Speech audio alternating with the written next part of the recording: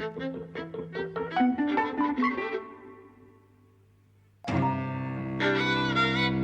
and welcome to Eavesdropping at the Movies. I'm Mike. And I'm Jose. And we've just been to see Spider-Man, Brand New Day. The 38th film in the Marvel Cinematic Universe. And, you know, I think I've seen all about the first 25 or so. And it got to Endgame. And then because Endgame finished off the story that they've been telling for 10 years in such a big way, suddenly I lost interest. You know, like, how are they going to keep this going? Which we did see the following films, some of them at least. But one of the questions we were asking of those films and of each other was, how are they going to keep this interesting? For me, it has lost a lot of interest. But Spider-Man retains a lot of interest because he's Spider-Man. He's an enduring superhero. You have seen the bloody lot, and we were just talking about the TV shows. You've seen most of those as well. Yes, I have. You are a glutton. Well, you know, it's childhood, basically. I grew up with those comic books. I must say that, you know, because I've always been one of those defenders of popular culture, like, you know, if it's popular, there must be something interesting about, And the Marvel films are kind of very unrewarding. Like, you know, you try to like it, and yet there are so few, like, really good films amongst them. It's surprising, I think. So, obviously, I love the Black Panther films. I love the Doctor Strange films. I mean, I could probably pinpoint to some of the others. But, I mean, I mainly enjoyed the Thor films because of reading Thor comic books, where the films themselves are not good, right? And you can go on like that for so many of them. It's like you wish they were all better than they in fact are, really. Yeah. And even the Spider-Man films, I mean, you know, I've enjoyed them all, but it's very difficult to say, you know, this is a great masterpiece of the cinema about any of them, right? And I think this is probably the worst of the 4 Spider-Man films that have been made under the MCU umbrella.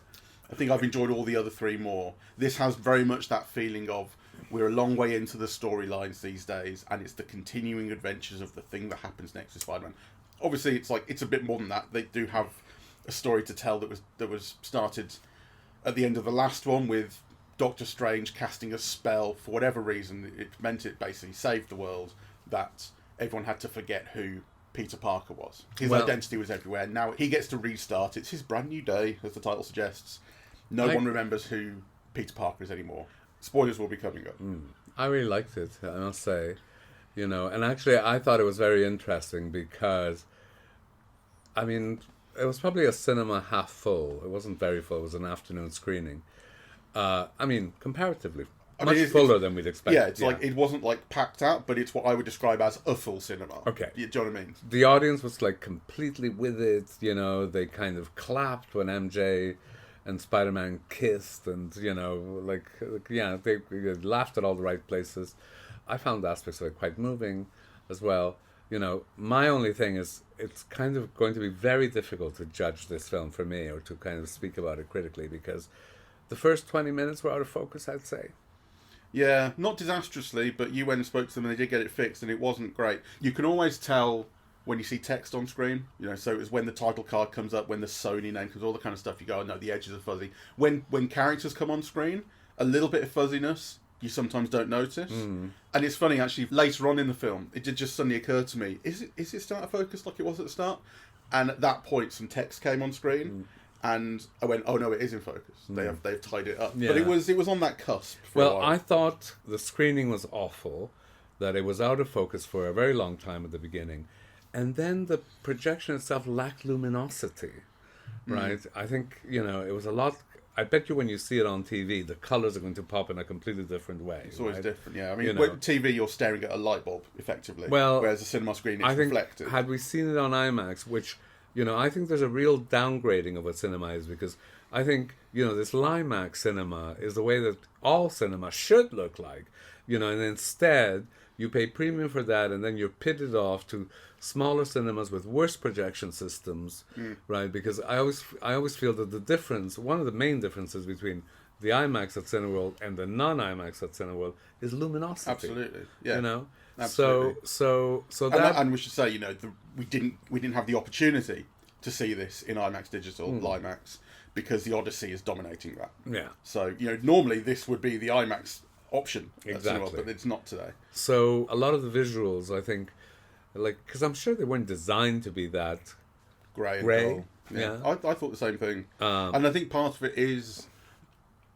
almost a design choice. And I don't mean specifically for this film, but just generally, it's the way that a lot of bigger films seem to look these days. You don't get that vibrancy. And even in IMAX, you still sometimes feel like, where is the expressiveness? Where is the vibrancy in what I'm seeing here? Well, I must say, I noticed it less on IMAX, but the difference between the IMAX and the non-IMAX seems to be a luminosity that you automatically get on TV. So if they're hoping to rescue the cinematic experience and get people to go back on a big screen, showing it, less bright than what you normally get on a TV is a big mistake, really. Anyway, I really noticed it today because I thought it was meant to be kind of much more colourful than what we were seeing. Yeah. Although I would say, as a bit of a counterpoint, brightness is not necessarily the be-all and end-all, and it's not necessarily the best thing to have either, because what I remember very clearly is the difference between seeing Avatar at the cinema and then Avatar on TV. And, Avatar we saw proper... It wasn't an IMAX film, but we saw it at what was then, I think, the Birmingham IMAX, or at least the giant screen, and it looked incredible. And when I happened to see it later on TV, it looked a lot worse, and part of that was the brightness. It made it look so much more like the cartoon it kind of always was. But there is something about, if it depends on the film, it depends on the experience, all that kind of stuff. But in that specific instance, the kind of the slight dullness, relative dullness that you got in the cinema compared to the TV made that film work. Okay, we can agree, and obviously there's specifics here. But actually, I think one of the characteristics about the Cineworld Broad Street, where we see a lot of these films, is a lack of luminosity, and and one can easily compare it to seeing the film in other places, like at the Mac or even at the Mockingbird. Like they're very good projectors. Yeah, and it's clearly not the case at Cineworld Cinema 2, which is where we saw it today. Yeah. So. Yeah, that's my beef for the day. Reasonable complaint got out of the way. This is not a complaint, but it pissed me off. Is the people behind us who were cheering through the film? So like, you want people to be engaged, right? And it's lovely that we had a full audience and so that scene where Spider-Man and MJ kiss, because he would like to be able to kind of reintegrate himself into her life and his other friend's life. And, they've forgotten him because of the spell he had to cast, and is this going to work out? Are they going to be able to... Blah, blah, blah. And they have this scene where they kiss, and there was some cheers and applause at that point. Not loads, it was a smattering, but it was particularly from that group that was just sat behind us to our right. Yeah. Group of guys there. The moment that happened, I thought, oh, fucking grow up. Like, oh, no, I love this. Oh. And I also thought, I'm so glad, because I knew that wasn't going to be her. That was going to be the character who gets into people's heads. It was very obvious. And so I'm really glad that they bought it and then were disappointed when it turned out it wasn't a real kiss. I was very thrilled about that. And then at the end, things eventually come together. And what was it? Where did people cheer at the end? There was cheering, but it was for... Oh, yeah, that's right. Because it's just... Because when he... the end of the film is him approaching Ned, his other mate. Yes. In the coffee shop, and them reconnecting, and it turns out there are some memories that still live because their handshake comes back to him, and that's when people cheer, and that was a lovely moment. Yeah, it's like muscle memory. Yeah. So I mean, maybe I'm happy to be just a grumpy old man about this. Shut the fuck up in the film, especially if you're a child, especially if it's Marvel. No, I love. I mean, part of being in the cinema is really not necessarily participating, but just being aware of people's responses, and I'm glad they vocalize them. I think this whole thing about treating the cinema like a theater, is ridiculous. Like, kind of cinemas are always rowdy places, and people laugh, and people cheer, and people don't like stuff, and you vocalizing that is all part of seeing things in the cinema, and I like that because often it takes you out of yourself. It's not what you yourself are necessarily feeling or experiencing. So it's nice to hear what other people are feeling. And sometimes it is what you're feeling, and it's nice to be reinforced. Yeah, I do know what you mean. And I'm being, overly grumpy for effect in a way. But it does speak to... Yeah, there are films which deserve responses like that don't get them. You just felt that the film didn't deserve it. Well, it's because it speaks to the soap opera of the whole thing, because it's it's not about what a great cinematic moment this was, how it made me feel. It's about the characters got back together. I love the characters. I've been following this for 15 years. The characters are what I think it's more than the love of the characters, actually. I think it's also a love of the stars.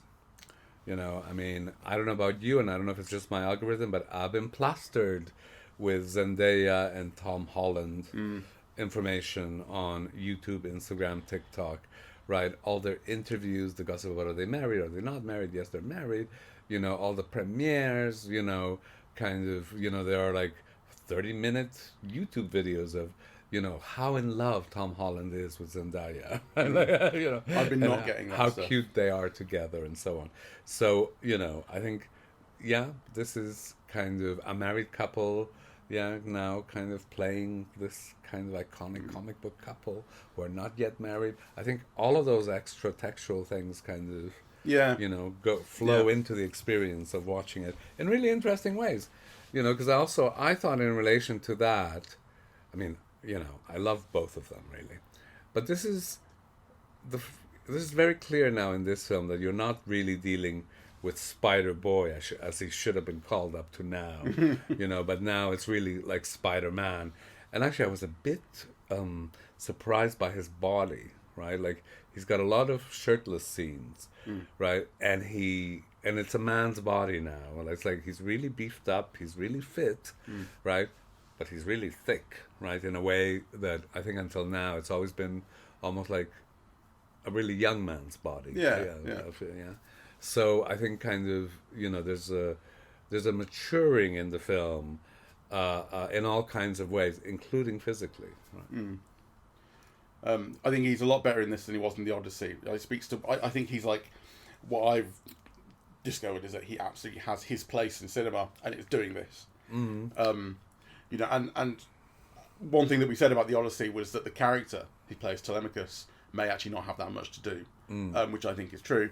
But you know, what he's given to do here is it's much more sort of quote unquote obvious acting. It's big gestures. It's, you know, big sadness or big happiness or big surprise, and he's very good at that, and he sells it completely. But it's that kind of star acting as opposed to acting. You know, let's not belittle star acting, because I think, you know, some of the things he does incredibly well.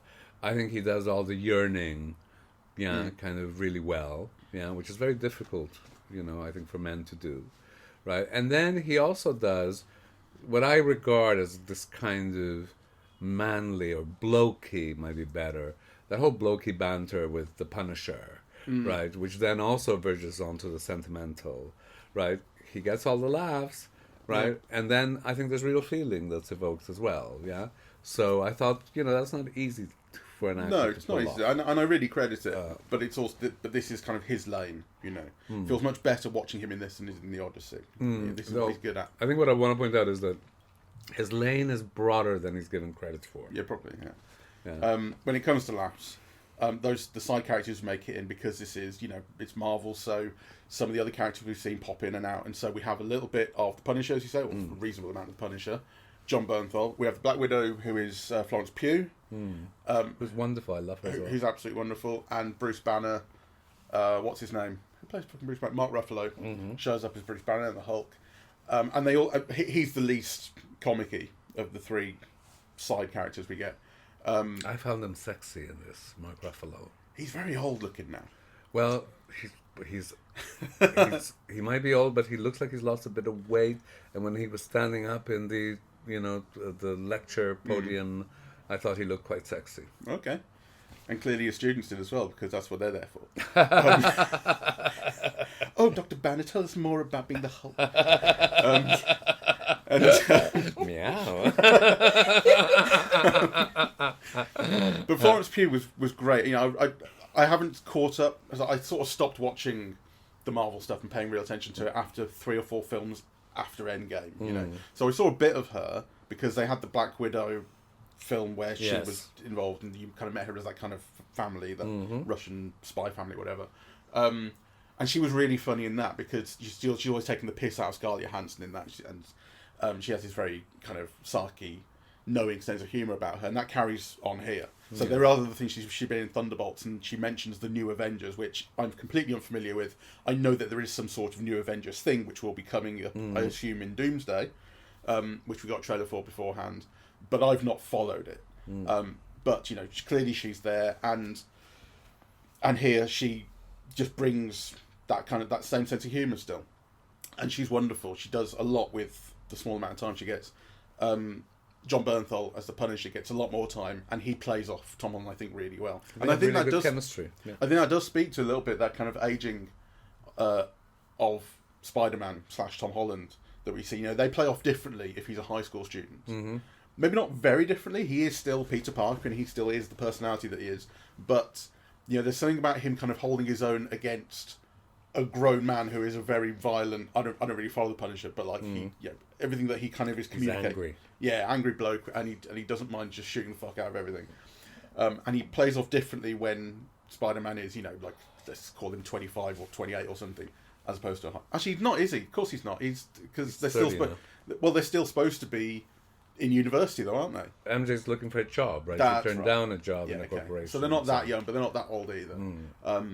He is operating in this kind of weird hinterland of the age that he plays, because sometimes Tom Holland can communicate very young, and sometimes he can communicate a bit older. And we were saying in the Odyssey, you know, he was playing too young for that to make sense. Yeah, though the Odyssey is also different because he is meant to be callow and inexperienced and, you know, a youth, right? So I did wonder, and I'll see it again because I'm seeing it again on Monday, but I did wonder if some of the criticisms are the criticisms of the character. I mean, are we reading too much star persona now into the character that he is meant to be evoking, right? Because at least for most of the film, until the end, he is meant to be young, weak, inexperienced. Anyway, he's not that here, and I thought, you know, one of the things about the direction, actually, which I thought was very good. Yeah, so did I. You know, was that Tom Holland seems to have chemistry with everybody, right?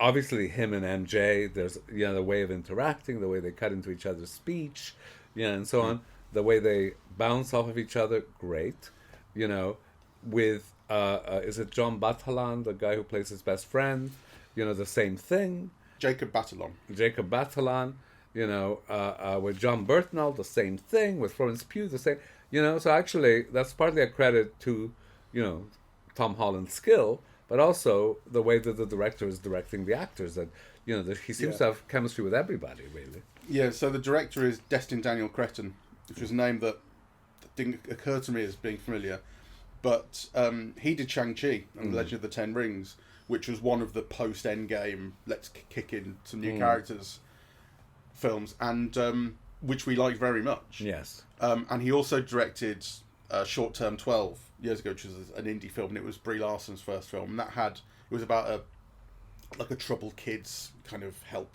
institution type thing, which I remember watching. I wasn't that crazy about it at the time, but I could see why people were. It made like end of year best of lists and stuff. Right. He has an eye. He definitely has an eye for interpersonal interactions and directing actors. He also has an eye for action, I think. I thought so we too. like the action very much in Shang-Chi. Yes. As I recall. That, you know, I remember the bus scene in particular was really good fun.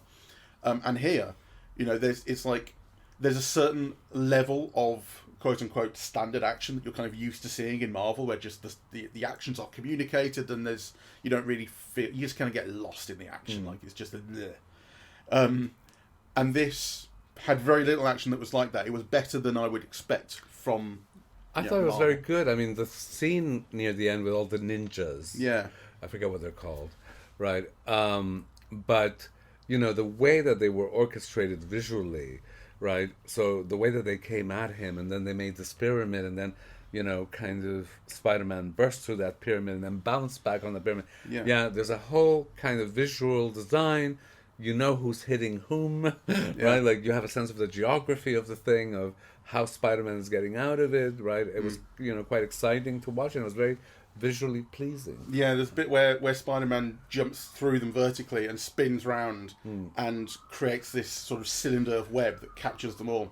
you go, that's a really nice idea, and then it's visually sold. You know, with the kind of top-down shot, you see them spinning, all that kind of stuff, works really well. I was kind of unclear on how many ninjas they're supposed to be, because when we're introduced to them right at the start, when he first visits the Department of Damage Control, it's called, where all these attacks are taking place, we meet 5 of them, and they just stand there, and then in that fight, I think we started off with 5, and there seemed to be about 20 by the end. Yeah, they just kept on turning up. There were more than 5. Yeah, but you know, but like, I guess, you know, whatever, you forgive that, it's fine. I guess. It is fine because you know who the leader is. It was the woman, right? So I didn't mind that. I thought it was very, very well done, actually. Yeah. And it's also very effectively cross-cut with. So this is, you know, one of them spoilers. Jean Grey is the villain, or at least a villain figure for a while in this, and she's mind controlling all of those ninjas, which is why they're attacking Spider-Man. And you know, so there's kind of, not only have you got this fight going on that's visually exciting, but you also have to cross-cut back to her talking through them, mind controlling them. That works very nicely. Again, it's just it comes across as kind of easy, you know, and it can't be. You've really got to think about how you're communicating this and what you're selling. Anyway, it works really, really well, and it's very effective. And the young woman who plays Jean Grey, Sadie Sink, is very good. Who I'm told is in Stranger Things. She looks like a Stranger Things kind of person. She works really well. And there's this thing of, you know, in the Doomsday trailer we saw beforehand, it starts off with Professor X, as played by Patrick Stewart, looking old and looking nervous and stuff. And so clearly, I don't know if they have done stuff with the X-Men characters before, or if this is the first kind of integration of an X-Men character into the MCU so that they can make all this work. But clearly this is an integration in that way, and we're being told, okay, so Jean Grey has a part to play with that. This will be all coming together in Doomsday somehow. I mean, Doomsday, interestingly, I am kind of interested to see, like, it's not being built up in the way that Endgame, Infinity War and Endgame were. Not to, you know, I don't feel the same kind of fervour in the culture about it. Like, people were absolutely so, like, you know, then they made $3 billion, or at least Endgame did. You know, like, I don't expect Doomsday to do that based on the kind of the level of excitement. No, I think it would be very difficult for any film to do that nowadays, actually. But you know, well, how much did the new Avatar make? Did that do $3 billion? No, I think I might have done 1. Let's look it up. I will look it up. Hang on a second. Highest grossing movies. Avatar's still top. Endgame is next. The Way of Water, which was the second Avatar, I think the thing is, billion. Which ones are pre-COVID, though, and which ones are post-COVID? Well, The Way of Water is post-COVID. Right. And that's how much did that do? That made $2.3 billion. Okay. I'm looking for the next. Avatar Fire and Ash is 16th highest with 1.5 billion. I think that's more like it. But we'll see. And so, and one of the things about Doomsday is Robert Downey Jr. coming back. He's going to be the villain in it. Doctor Doom, is it? Doctor Doom, yeah. And there'll be a whole thing about how all the characters are going, "You're Tony Stark. You're supposed to be dead. Ha ha ha!" And then it'll turn out, but that's where the X-Men are clearly going to be integrated. This new Avengers that are mentioned are going to be in there. I was a bit puzzled by that because to me, you know, the Jean Grey character clearly signaled the beginnings of a new X-Men, right? So what Patrick Stewart and Ian McKellen were doing in that trailer puzzled me because, you know, if you have a new Jean Grey, you're going to have a whole new series of X-Men, right? But that's the question: is are you? Because you know, inevitably. Well, yeah, sure, inevitably, but like when? So in the last Spider-Man film, we had 3 generations of Spider-Mans all put together. You know, because the multiverse makes it available to you, so we can have Tobey Maguire and Andrew Garfield and Tom Holland together. There are no rules as far as that goes anymore, and because people are still in love with Patrick Stewart and Ian McKellen as their characters, you'll do everything you can to bring them back. Why would you make an excuse? Well, because you want new people, young people. Well, they want to reignite a franchise, and let's be frank. I mean, Patrick Stewart is younger, but Ian McKellen, you know, if he lasts past lunch, people will be happy. But I mean, this is also why Robert Downey Jr. is coming back, right? Like, Robert Downey Jr. made the MCU. He was Iron Man in the first film that started it off, and he had all this personality, and the MCU was him. You know, his death at the end of Endgame was like a major reason probably why I stopped watching it, because he's such an important character now was no longer there. and bringing him back is like, well, people haven't been interested in this nearly as much for the last, what's it been, 5, 6, 7 years. Get Robert Downey Jr. back. He's that important, even though he's, however old he is, 60-something maybe. Yes, I mean, he'll be more or less my age. So, like which actually those legacy was actors. One of the things that really, made me sit up. Because, of course, Aunt May is, you see her tombstone, and it's like 1964, 2024, and I thought, you get to a stage in life where you see tombstones with people who are younger than you, but who are meant to be old, right? So you go, Anyway, I was watching these interviews, really, I mean, not worth investing time in, but really interesting nonetheless, with Tom Holland saying that, speaking about the differences in working with Nolan and working in the Spider-Man films. And he was saying that, the thing about the Spider-Man films is that you went in there and often there was like a whole choreography of a spectacular scene, a scene of action, or a set piece, right? But the script wouldn't be written yet, right? Yeah, and you had no idea where really the film was going. So the emotive narrative thread was set pieces sewn together and filling in the gaps between them. Whereas one of the advantages, theoretically, in quotation marks, about having postponed this film so that he could do the Odyssey beforehand, right? Because, that was designed, was the script got kind of, more attention and more work and so on. So I'm not quite sure of that because, I was also surprised to learn that the last Spider-Man film was 2021. Yeah, I thought it was more recent, the last Tom Holland. That's why he looks so much older now. Yeah, exactly, because he is, that much older. It's the difference between, early mid-20s or 30, right? But anyway, I do think that this film is more, for me, more emotional. Yeah, like it kind of, and it is thematically kind of linked, right? It's interesting that all first three films have home in the title, right? Whereas kind of, this brand new day is all about the loss of home, about being alone, about being kind of disconnected, about loss, right? And about kind of attempting to reconnect, right? To make connections. I thought kind of, that was very sweet and touching. Yeah. The story I heard about Tom Holland and the Odyssey is along similar lines, but the vibe was more like working on the Odyssey, he discovered what working on a real film was actually like, and he kind of came back and said, "Can we work on the script?" Actually, like other people write the script first. Yeah. No, so like he's worked on other films. Well, with scripts. Yeah. But it is like the way that these things go. It's like you have the film and then you have an extended period of reshoots always, and it's usually things like make little shots that make the action work again, like an eyeline match needs to be caught and that sort of thing. Sometimes it's a lot more extensive than that, but you do get these things where, like, one of the sort of strategies around which a Marvel movie is made is the action starts, and the story comes later to fill it in, as you say. And it's a mistake. He apparently thought that maybe you could not do it like that. But as to how much of that made it into this film's production, or how much will change the way they make them in future, who knows? Yeah. Well, you see, I do like this on a certain level. Anyway, I like this film better than the other ones, really. Because I did find it more touching and more. I think what I liked about the other film was its poppiness and its youthfulness. Yeah. Right. And I think what I like about this one is that it still has all the action and it's quite amusing and so on, but it also has kind of depth loosely used. I mean, it's not the deepest film in the universe, right? I know what you mean, though, right? I mean, one of the things about Spider-Man that was always so interesting, and maybe the defining thing about Spider-Man, was that he was a kid and he was having to deal with stuff that was way above his age. And he was having to, like, he had school, and he had his friends, and he had trying to get a job on the side, delivering pizzas or whatever he would do.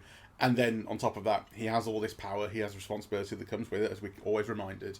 And how does a kid handle all this? Now he's very much not a kid. He's sacrificed an awful lot that we've seen in the last film. All his friends are graduating, getting jobs, or everyone his age is graduating, getting jobs, and we start off the film with him. We probably haven't seen him in the Tom Holland incarnation fighting the street level crime all that much. Like pretty much from the start, he was getting involved in the Avengers and fighting big enemies. And here we have quite a long period of him on the street, facing familiar villains. He still faces like Scorpion and Punisher and whoever, but this is like street level New York crime that we're used to him fighting. That it's like his kind of bread and butter from the comics and whatever. And you do get this thing of him overextending himself, but it's not with trying to keep the demands of being a kid together, but it's actually the demands of kind of adulthood. But also it's the demands of finding yourself and accepting yourself, right? Because a lot of the struggles in the film are about things that don't work. And they don't work because he's unwilling to he doesn't trust himself to be himself, right? So, he's got to readjust to the web's working or not working, or natural web, or, the web devices, right? And actually that does tie into that ultimate theme that you've just, got to accept yourself, right? Accept that change is part of your life and that you become something slightly different. Yeah, so one of the reasons that Bruce Banner shows up here, I think, is because Spider-Man is going through his own Hulk thing, which I would have liked a little more detail on in a way. We start off with him overextending himself and trying to fight all this crime, and the police commissioner, whoever she is, who's in contact with him all the time, is saying, like, you're doing too much, you've got to chill out. And he's having all these headaches. You're still getting those headaches, she asks him. So we start off with him, a physical toll is being taken on him. And then we get this thing about how his arachnid hormones are too high, and they are turning him into, or can turn him into, it's basically like a testosterone overload. Is basically how it plays out. His eyes turn black and he becomes very aggressive and very strong. And paradoxically loses his powers, though. Well, nearly loses himself. Yeah, because he doesn't have the spider sense, and the sense, because he can detect Jean Grey when she's possessing people until he can't. On the other hand, he develops that organic web that there was a joke when he meets the other two Spider-Mans in the last film. Tobey Maguire could always shoot web straight out of his wrists, and the other two had to have devices to do that, and they're like, what the fuck? But now he can do that all of a sudden. So what's happening? I kind of wish I would have liked a little bit more detail on actually what's going on, or why that's happening, but we do get talk about kind of gene expression and stuff, because he goes to see Bruce Banner about, can this be suppressed?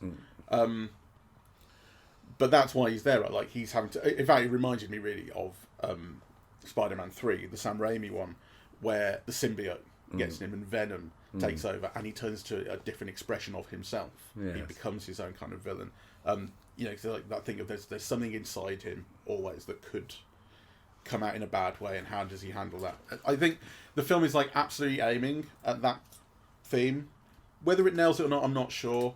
It does seem a bit easy at the end when he just decides that he can be both, and to combine the two. So then when his eyes go black at the end, and he turns into, mega strong, super strong, super evil Spider-Man kind of thing, he can then get his eyes back to normal, and he can do the both. I think in this film it's not shown as an evil or non-evil. No. It's shown as him rejecting psychosomatically and kind of through his unconscious that which is part spider, right? Yeah. So I just think that it's not... It's not like the symbiote, because the symbiote is an external thing onto you, right? Yeah, no. And this is, a kind of, a development of who you in fact are that's kind of brought about by age. Yeah. But what it ultimately doesn't sell me on is the way in which he's able to reconcile that at the end. The kind of emotional journey that's led him there, I didn't quite buy it. It comes across as quite easy that he can decide, I am both Peter Parker and Spider-Man, I don't have to choose. I don't think enough a lot of time was spent on talking about gene suppression and the inhibitor chip that he wants to develop, and the dangers of that, and too little time was spent on who am I and how do I feel about this. I don't agree. I think that is Peter Parker's main problem throughout from the beginning of the film onwards, I think it's very interesting because you have this exchange with the Florence Pugh character at the beginning, which, why don't you take your mask off, blah, blah, blah, blah, blah, and then you have all these contrasts because Jean Grey is a version of Spider-Man in what she's going through, and the Hulk is a version of Spider-Man in what he's going through, and they're all slightly different, right? Because when Bannon becomes the Hulk, he becomes an out of control other being, really literally another being, right? Which is not quite what happens, to Spider-Man, and in fact, I think that change in Spider-Man is what he realizes about himself that he then teaches to John Gray. So I'm sure there are other things to discover, but I think, one of the signs of this being a better screenplay than normal, in these Spider-Man films is how you can see, all of these things kind of built into the narrative that the Spider-Man character is meant to be, opposite or in tension with or slightly different to, or it's definitely building in those oppositions and those reflections between him and other characters. But I don't think it's a better script than I've seen before. I think it's a collection of underdeveloped themes in that respect. It wasn't satisfying enough in that way. But I do see where it's aiming, and I appreciate that. Yes, kind of thing. I liked it. I enjoyed the acting. I enjoyed the action sequences. I think this is kind of an important departure in making an adult of Spider-Man, and I did find it really touching at times. And actually, the audience applauding spontaneously in a commercial film in a Saturday afternoon at Cineworld in a lousy projection, it's, I think, quite an achievement. Well, we saw the same thing in Infinity War and Endgame, didn't we? Which one? Infinity War and Endgame. Certainly in Endgame. I don't remember if the stuff happened in Infinity War because that is setting up the stuff that will get resolved in Endgame. But at the end of Endgame, and when Mjolnir, Thor's hammer, flies into Captain America's hand, people erupted. And that's in this country. I mean, you see videos of people watching films in America; they erupt in every film. Right. Here it happens sometimes, very rarely, and it was quite remarkable to see. Well, but you're just like, this is how fucking idiots react. There are very few films in a non-festival setting that get applause at the end. This is one of them. Yeah, I know. I wouldn't begrudge that. I do. Do you applaud at the end of an episode of EastEnders? Yeah. Well, but it would have to be a really spectacular episode. Yeah, well, this wasn't. That's what I'm saying. Well, this was good enough to elicit that applause because I actually don't think it was just like blind fandom. Yeah, I think people did appreciate the film, and that's significant. Yeah. Well, I mean, people might have liked the film more than you, but I think they enjoyed it. It was clear. Of course they did. And I kind of enjoyed it too, but this is ultimate. I think the response is down to love of the characters and not love of the film. Well, in that case, credit to them for having dealt with the characters in such a way that it didn't betray the audience's expectations. Oh, generosity shines out of you like. Well, credit where credit is due. There is a certain degree of credit to be given. I did enjoy it. I did enjoy it, and it is interesting to me that I am suddenly interested in seeing Doomsday before having watched this, just from the trailers of Doomsday. Yes. And I suppose having heard about Robert Downey Jr. returning, despite Marvel having lost me since Endgame, I'm interested in my own response. Why am I suddenly interested in going back? Well, clearly there's an event happening, and people are coming back in various ways. We saw in the trailer that Captain America is coming back, and I don't think that's something that anyone has set up. That seems to be a surprise that's been left for the trailer. I'm not sure that's been set up in any TV show or previous film. Yeah. It seems to have, it seems to be in the trailer as a surprising hook. Yes. So we will see. It'll be interesting for you to see the Odyssey on Monday.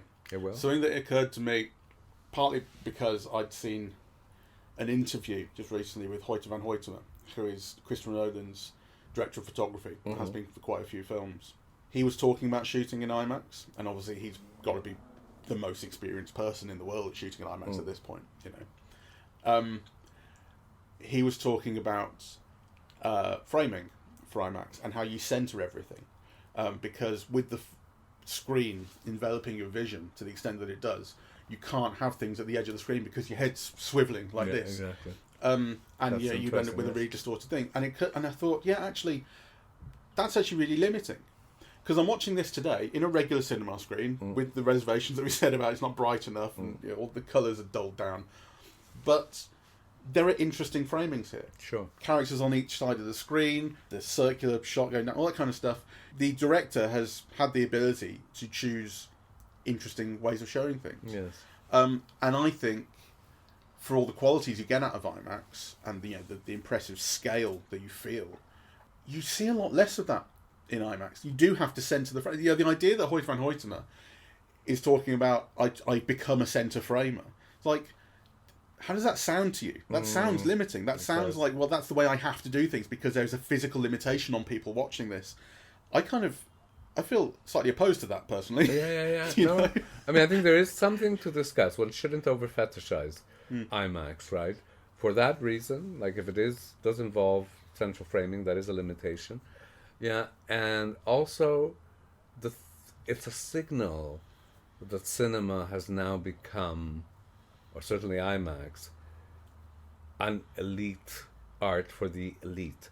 The expectation and the norm is that most people around the world will not get to see it in its ideal form. Yeah. Yeah, which is contrary to cinema as a mass art, really. So that is something that you mentioned last week, but that is kind of also worth keeping in mind. Yeah, there is one other thing I want to say about that, which is an interview I saw with Christopher Nolan, or a clip of one where he was asked, how do you frame? So we talked about this last time, we talked about it in Tenet. When you're making a film that is going to be shown in a number of very different aspect ratios, how are you framing? What takes priority? Does something take priority? How are you thinking about that? And what he said, and I wasn't sure I believed this, but what he said was that he frames for the widest aspect ratio. So the one that's going to crop out most, the most of the top and bottom of the frame. He frames for that, and then essentially, I'm paraphrasing him, but essentially considers the expansions into the top and bottom as kind of bonuses, or Then why film it in IMAX? Because that is what IMAX provides. I mean, if IMAX is supposed to be the thing, then surely you are shooting for IMAX first and foremost. To me, it has started to get. I've always really loved seeing movies in IMAX. I love seeing them. And you're going to really enjoy it on Monday. Yeah. But I have started with this film, The Odyssey. We're not talking about Spider-Man anymore. But I've started to really question all of that because I do now start to see it as really anti-democratic. There are only a few places in the world where you can see The Odyssey in full IMAX. There are not many of these cinemas around. You're having to travel to London to see it. Otherwise, you'd have to travel to Bradford or Manchester. Yeah. It's not available, right? And the way that most people are going to see this is cropped, essentially. But that's not a reason to not do it. I mean, because I was thinking about this, and it's quite different. Yeah. But I was thinking about this in relation to filmed plays. Yeah, that you go see the play at the National Theatre, and then it gets broadcast to the provinces, right? And of course you're not seeing a play; it's a completely different experience.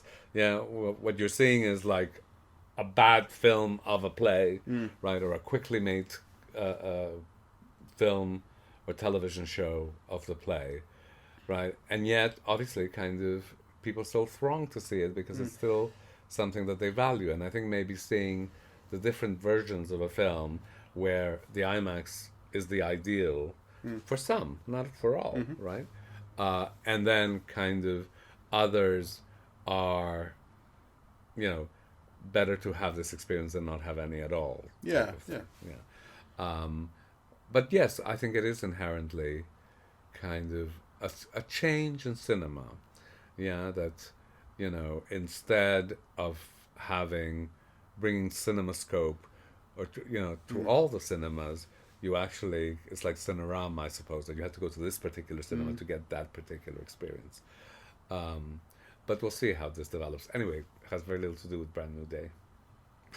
Yeah, but it just goes to show how interesting Brand New Day isn't. So there you go. Anyway. I'd still rather talk about The Odyssey.